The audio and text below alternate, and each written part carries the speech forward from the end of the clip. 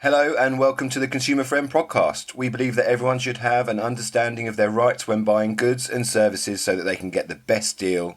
And our website, pods and social media aims to give you this information in an easy to read, listen and watch format. In this pod, we're going to be looking at how to avoid fake deals that can catch your eye and tempt you in. Fraud and scams has been on the rise for the last couple of years, and uncertainty politically, nationally, economically, climatically, if that's a word. You're just making words up now, aren't you, Ads? That's what you're doing right now. Well, I was trying to make climate control an alley as well, just so it all rhymed, but now it's all ruined. But all these things allow criminals to seize on the worries and anxieties that we all have to get hold of your hard-earned cash. So in our day jobs, myself, Louise and Sophie work for the National Trading Scams team, so there's a bit of an overlap here. Louise and Sophie started the team back in 2012. I came in 2018. So with me today is head of the National Trading Standards Scams team herself, Louise Baxter, MBE. Hi Louise, how are you? Hello Adam, I am fine, thank you very much. How are you? Yeah, good, really good. I've just recently joined a gym. I'm aware of this.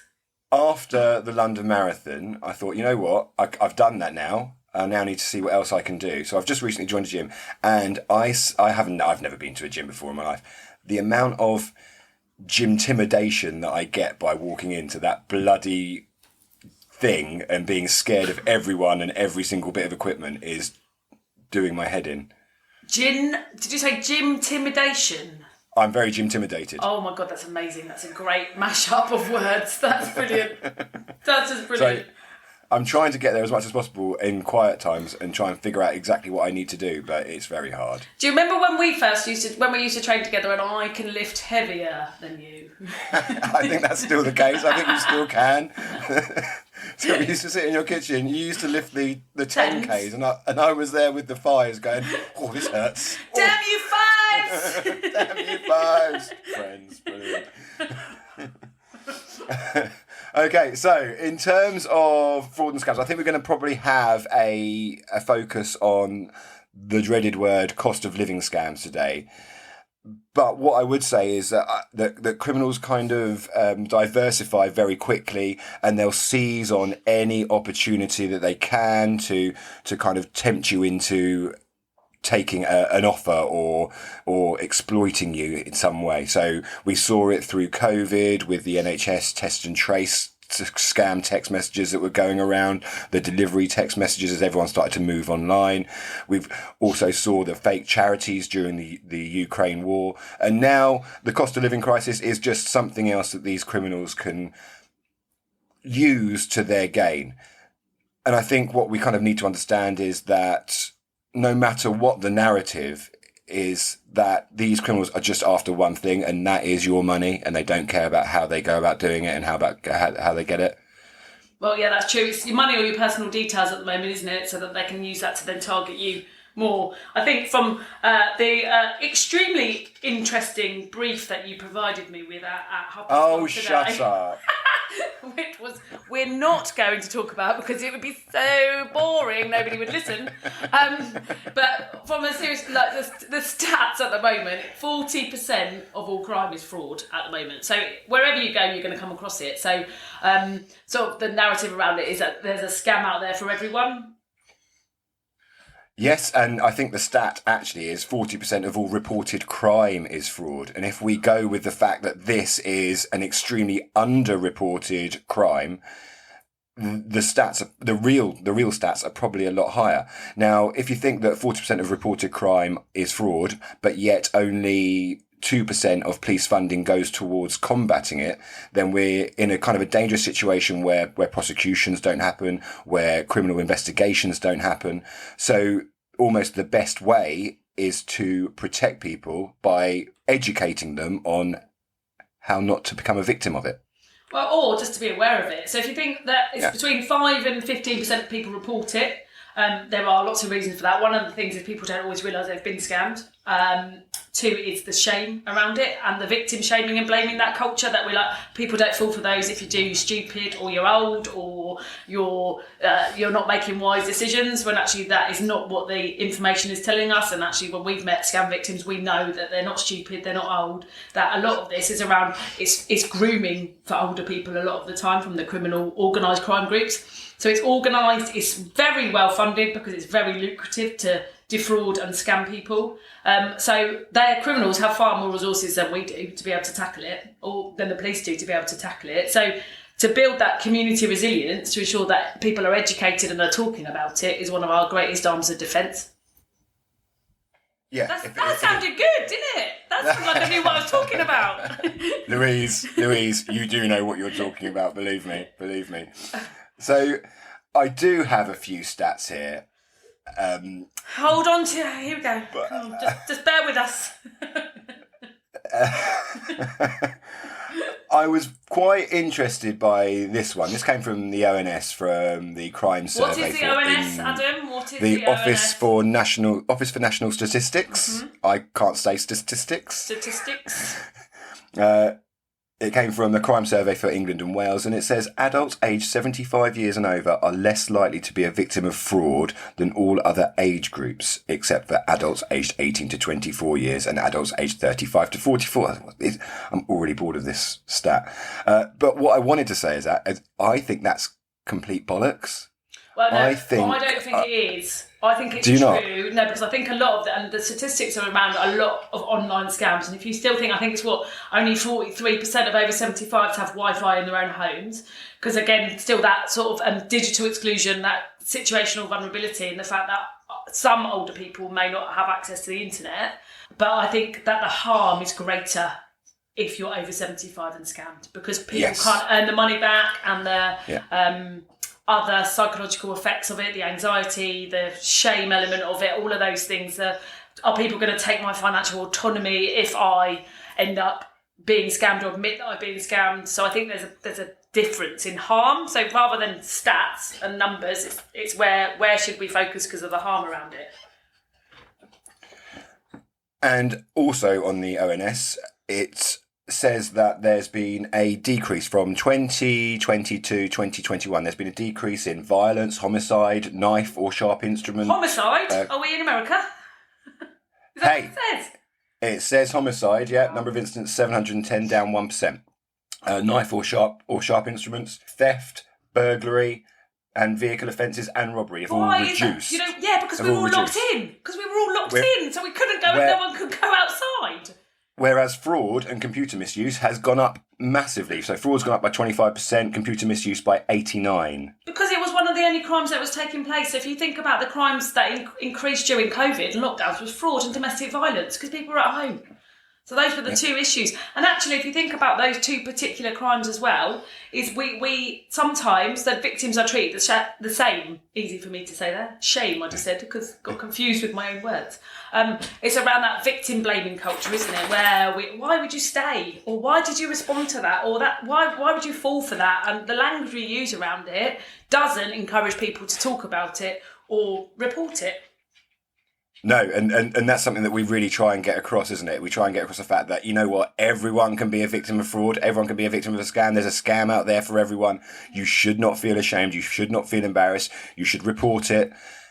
And we're all in the same boat, we're all in this kind of feeling like the situational vulnerability that we talk about so much. We all have those worries and those anxieties. You know, we've got gas and electric prices flying up, interest rates going up, so you don't know where you are with your mortgage, all those kind of things. And they all add to these stresses and anxieties. We can all get into that kind of sense of worry where we get into a red state and we can't make decisions properly.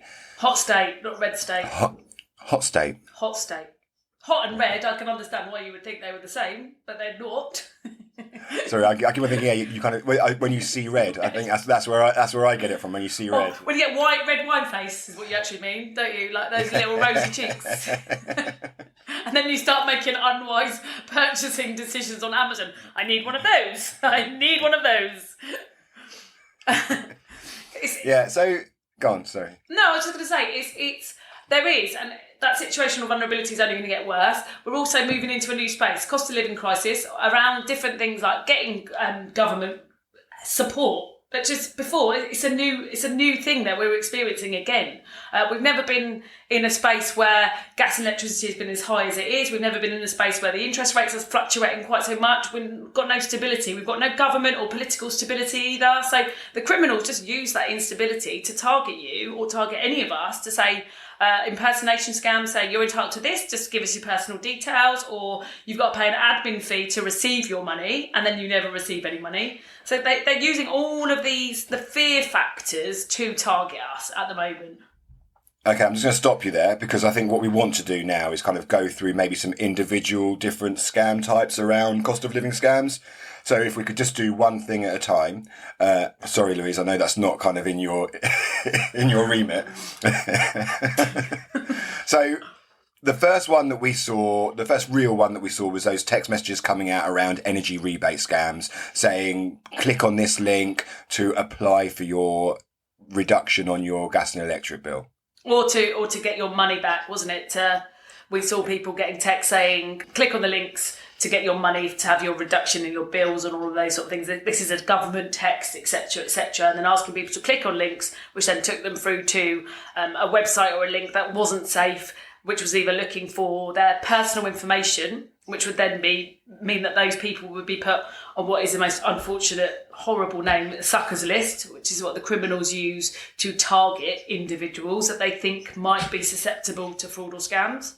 Well, we've then seen another increase in things like loans. So you're entitled to a loan. You're guaranteed to receive this loan. You've just got to pay the admin fee to push the loan through, and then the loan never comes in because you've just paid. So I just need to apologise to the listener. I know we were talking about energy rebate scams, and I did ask Louise to stick to just one scam type at a time, and she's managed to move on to fake loans. There's so many though, Adam. There's so many. There is so many. But if you think about it if you think about it from a takeaway, right? So there's so many. We could spend. We could alphabetise this and go from A to Z, talking about all the different scams there are. But the message and the takeaway for people that they want to know is right. So there's all these different ones. Don't click on links in text. Yeah, if it's out of the blue, don't click through. And I'm sorry to steal that from Mr. Matt Allwright from Watchdog, but yeah, it was a really good little motto. If it's out of the blue, don't click through. Yeah. And if it sounds too good to be true, it usually is. That's Almost it. Certainly. So those things. So the links in text messages, the links in emails, like an email that you get that's out of the blue, promising you something for nothing.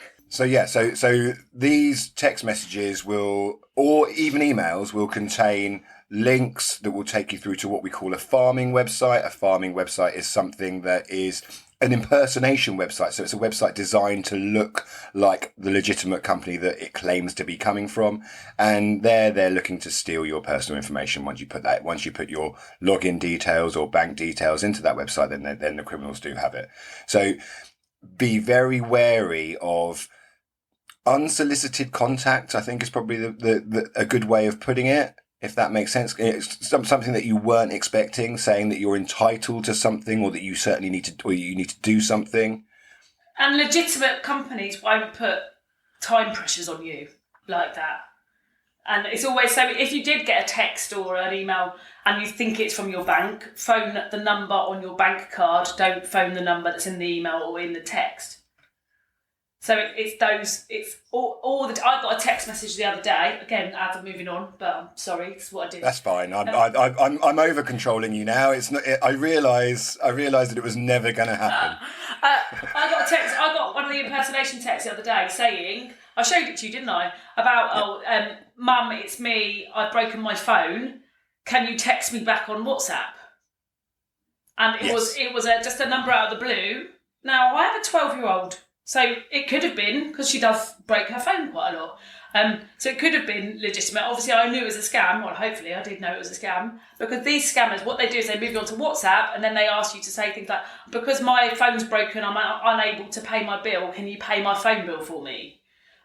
But they are so clever in the way that they will talk to you. It's all very emotionally charged. Like, Mum, I'm desperate. I need it now. Like, can you help me out? I love you so much. The criminals will use any tech. They'll use clever marketing. They'll use sort of coerce and control, emotional abuse and that sort of blackmail to try and get you to make quick decisions and push you into an emotional state so you might not think as clearly as you would do, for example, just when you weren't having those sort of conversations. Yeah, that scam came about, I think, in America about 2 or 3 years ago. I think it's called the Dear Mum scam, and it started on WhatsApp. It then moved over here. Obviously, we had it. And recently, in the last couple of months, I'd say from July, it started to move on to SMS as well. So it's not just a WhatsApp scam anymore. What is SMS? I don't know what it stands for, but it's just the standard text message that we all used to do. Do you remember we all used to do just standard text messaging? Yeah. Yes. Do you remember when your phone could only store 10 messages? And you had to delete them? Yeah, and you wanted to keep the one from your girlfriend that said "I love you," so you that was a stayer. That was a stayer. You had to twist in the aerial, and you could twist the aerial out. Amazing. And it just said "caller" when you had someone phoning you. You didn't know what the number was. Those were the days when you couldn't get scammed as easy. So, if you're talking as well about sort of traditional scams, back in the day scams, we always used to talk about doorstep crime, which is still really big. People are still getting cold called out their door and scammed. We saw it throughout COVID and lockdowns, people being offered things like driveway sanitation and shopping services by people getting door knocked. We still see that now, and we've seen a bit of a hike, haven't we? And we're seeing it coming in, because obviously some of the stuff that we focus on with Consumer Friend is around Green Deal stuff and around making your house more retro. What words we use for it? Energy efficient. Energy efficient. Thank you. I just had my cavity wall done this week, actually. So, making your house more energy efficient, we are seeing the criminals again using that as another opportunity to target people, because again, it's something people don't know about because they're not educated in it, because as we know, there's not a lot of easy to access information about making your house energy efficient. That criminals are using that to offer services to consumers and saying things like, well, come and sort out your loft or sort out your insulation in your loft, and then foam spray in it, which then isn't legitimate, or is poor workmanship, or is just an out-and-out scam, and people are paying a lot of money for things that A, they may not need, or B, isn't actually going to make their house more energy efficient. Yeah, we've certainly seen an increase in the green energy phone calls from the information that we get, in terms of people phoning, offering loft insulation, solar panel maintenance, solar panel refunds, spray installation, double, triple glazing, just targeting people with these offers, saying that you can get a government grant. And again, it's all designed just to get your information. If it's personal or financial, it's designed to exploit you. Okay, moving on then. So I've got shopping scams as the next one. We saw a massive increase in websites popping up at the beginning of COVID. I think you have a figure there, don't you? 88,000 in the first month, I believe.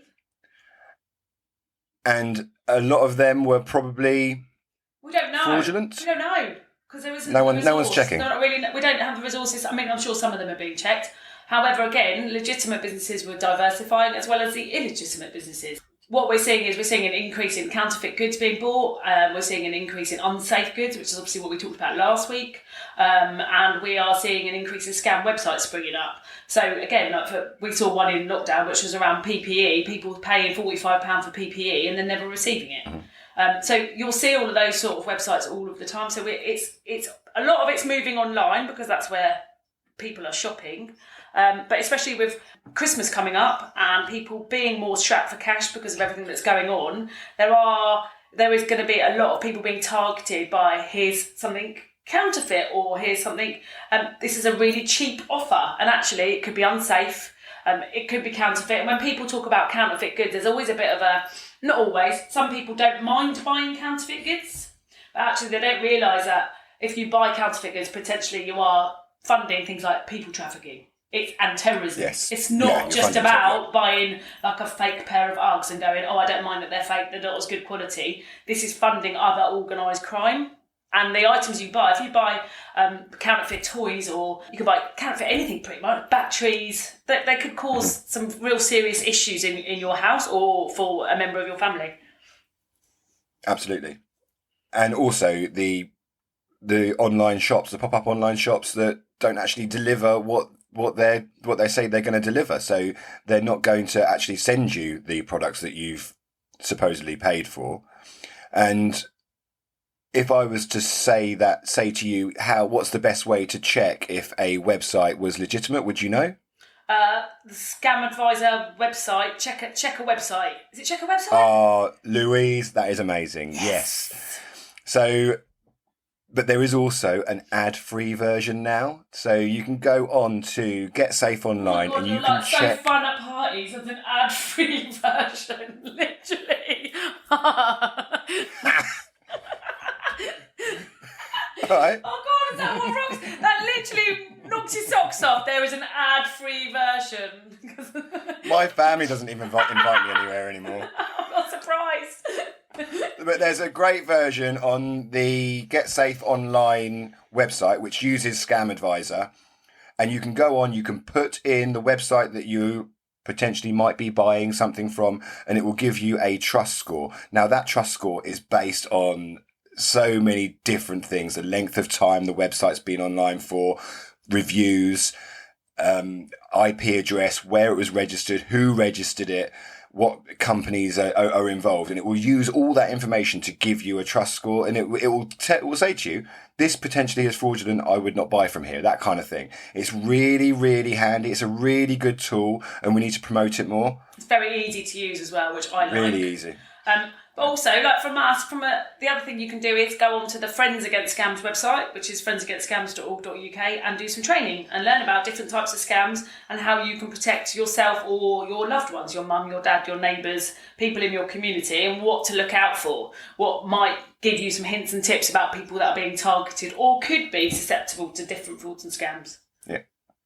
So if I was to go onto a fraudulent website, purchase a product that will never get delivered, and I've emailed that website, obviously they're not going to reply back because they're criminals. What then do I do? Well, so you, at this point, you think you've been scammed? I've bought a Buzz Lightyear toy for £40 and it hasn't turned up. Oh, I'd report it. Firstly, the first thing I'd do is ring your bank or your credit card provider to make sure that they know about it, so that if that company has got your card details, that there's a stop gone on in relation to that. Then I would report it to Action Fraud or speak to Citizens Advice in relation to getting some advice about scams. And then I would, if it was a website or a text message, who do you ping them to if it's a text? What's the number? So if it's a scam text message, you forward that message to 7726, which, again, fun at parties, spells scam. No, it doesn't. What does it spell? It spells spam. Oh, spam! Isn't that meat? Isn't that meat? It spells corned beef. It spells ham, which also rhymes with spam. You forward it to 7726. That reports it to your network provider. They build up a database of numbers that could potentially be fraudulent, and they look to block those numbers so that they won't be sending out more text messages to other people. The problem with that is the criminals also have a bulk load of numbers and will send text messages from a different number every day. So there are slight issues there, but it helps. It drives up the reporting. The takeaway message for me on this is just to be really vigilant, and it's to take 5 messages, isn't it? So if you get something, if you get a text, you get an email, you get a phone call, you get a door knock, whatever you get, a letter even, because we still see letter scams. Whatever you get that's out of the blue, do not react instantly to it. So take 5 minutes, speak to a friend about it, speak to somebody else about it. Don't react to it, because legitimate businesses will not put you under that amount of pressure to respond quickly. And those offers for things like, you need to respond now to receive your prize or your money and all of those things. Obviously, we all love a prize. I bloody love a prize. However, those things, those too good to be true things, people generally don't offer you something for nothing. So if they're offering you something for nothing, or they're offering you something for like £40, you're going to get £1 million for £40. It's not true. It's a scam. And they will use different psychological techniques. So those incentives, it's a big psychological technique and something that's going to hit people now as we start looking for opportunities. They use legitimacy, so they'll make it look real. They'll give you fake testimonials, fake reviews. They'll have all sorts of official looking logos, whatever it may be. They'll make it look legitimate. They'll sometimes personalize these messaging as well. So they might use your first name to make it, again, look like they know who you are and it's making it look legitimate. They'll add time pressure. So they'll make it time sensitive. Again, that's about worrying, getting into that state of worry. There are other scam types that we were going to talk about. I think we're probably running out of time, but I think kind of like the narrative, it doesn't matter what the narrative is. The idea is around getting your financial information, your personal information. There are other ones around fake cryptocurrency investments where you'll get contacted again out of the blue, with someone saying, I can turn your £1,000 into £10,000 in 2 months. Just give it a try, just with £10 or £20, and then you invest money with them, and they earn your trust until you've invested a lot more money with them, and then you've lost that money. We can't educate people quickly enough because the scams will change. So we could spend 2 hours talking about all the different scam types today, and then there'll be 20 more scam types tomorrow. So it's that general awareness, isn't it? That actually just be aware of any communications you're getting, and we have so much busy stuff to do, and our phones tend to be like, our lives are in our phones. We do everything. We do our emails, we do the school calendar, we do the pay for the art supplies, we do everything on our phones all of the time, and it's very easy just to go, oh, bing, bing, bing, oh, I need to do that, I need to do it now, and be reactive rather than stop and go, actually, let me think about that. When I first got that text saying, Mum, I've broken my phone, I went, oh God, Frost has broken her phone. Yeah. And then I went, no, she hasn't. But think about it. Then I thought about it, but then I did go to reply.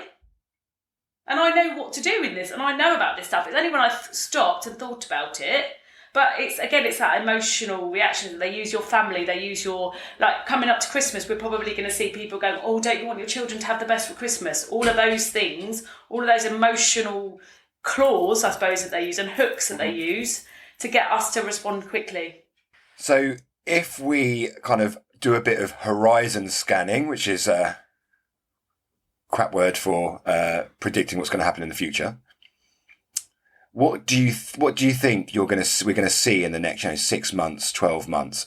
I to be honest, I don't know what's coming in our direction. I know that things are going to get much harder for a lot of people. We've started to see things like shopping voucher scams as well, like win a prize, win a £250 shopping voucher, because people are going to start having to choose between heating and eating. So it's going to make people more, mental health is going to increase, so people's stress levels are going to increase, so people's decision-making processes are going to be compromised. So the crims are just going to jump all over all of it. You never know. I mean, to be honest, the zombies are coming next, ads, because after everything that's happened over the last 3 years, it's zombie-related scams, I think, to be honest. I was about to start wrapping it up, but you've just got me in another one now.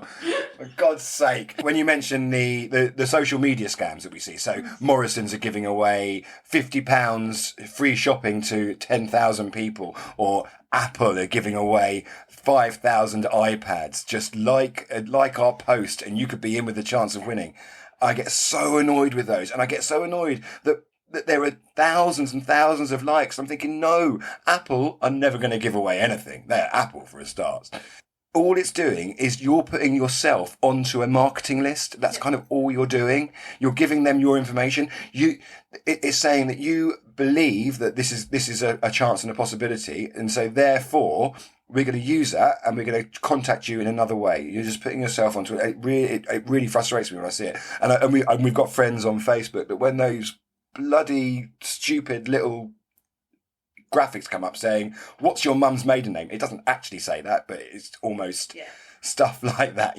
What's your porn name? Just use your pet's name, your pet's first name, and your mother's maiden name, and that's your and you kind of and that's your password. It's your password. That's thousands of people are responding, going, oh, this is so much fun. It's not. It's just you're giving away so much information on yourself. And these companies, they thrive. These data harvesting companies, they thrive off this information, and they store it diligently, and then they can use it. Maiden names and pet names are the most popular passwords that people use. Yes. So don't use your pet name or your mother's maiden name for your passwords, people. Don't do that. Sorry. No, it's true though. Yeah. Right, we need to wrap it up now, Ants. I know, I'm really sorry. Right, okay. If you get a scam text message, or if you think it's suspicious, please report it to 7726. Always take 5 minutes, 5 hours, 5 days to think about what's actually being asked of you. If you receive a suspicious email, you can forward that to the National Cyber Security Centre, and you can do that by forwarding it to report@phishing.gov.uk, and that's phishing spelt with a PH. Why is it? I don't know. I don't think I've worked In my that out. head, it's phishing. Phishing. We'll put that in I'll put that in the notes on the podcast. Report@phishing.gov.uk. If you receive a letter, you can report that to the Royal Mail, or you can also send it or forward it to the scams team at NTSST, Free Post Mail Marshals. And if you receive doorstep, a cold caller who you think potentially is a criminal, you should be reporting that to the police. Police straight away. Police straight away, because they could be going around talking to people. But also, if you want more information about how to protect yourself from scams, visit the Friends Against Scams website, become a friend against scams, and then if you want to do a bit more, you can become a scam champion, and then actually we can help cascade these messages out to all of our communities. Louise, we're consumer friend today. We're not. I know, but I can't not do Friends Against Scams. It's brilliant. Yeah, fair enough. It's brilliant. And if you have become a victim of a fraud, I'm saying it's horrible to think that the chances are that we will become victims of fraud at some point in our lives, and you've lost money, you should contact your bank straight away. Always contact your bank. They can put safeguards in place to protect money coming out in the future. And there's also a chance that you could potentially get your money back from the bank under what's called the contingent reimbursement model. But I'm not going to go into that here. Maybe we can put some stuff on the website around that. Yep. Yeah. Absolutely. Well, I know now there's loads of people listening right now going, what? Contingent reimbursement model? Please don't stop. Please don't stop, Adam. That sounds amazing. That sounds like the most fun thing I'm going to listen to all week. And then after that, we can do Section 75 of the Consumer Credit Act. Oh, God. And then maybe Adam will show you his really, really interesting spreadsheets as well. Oh, my word. He makes them purple so they're more fun to look at. I'm currently doing one for Consumer Friend at the moment. Oh, excellent. It's green and grey. I'm excited. Can you tell? Right, is there anything else you want to add, Lou? No. Just be vigilant, especially this time of year as well. People are busy, and when people are busy, people don't always think about what they're doing. I've done it before, but you just click on things or buy things without giving it the proper thought because we're busy, and it's that time of year when people are starting to get Christmas panic. I have Christmas panic from about October. If it's out of the blue, don't click through, right? Absolutely. If it sounds too good to be true, it usually is. Well done. Right, thank you very much, Louise. Thanks, Ads. And goodbye, everyone.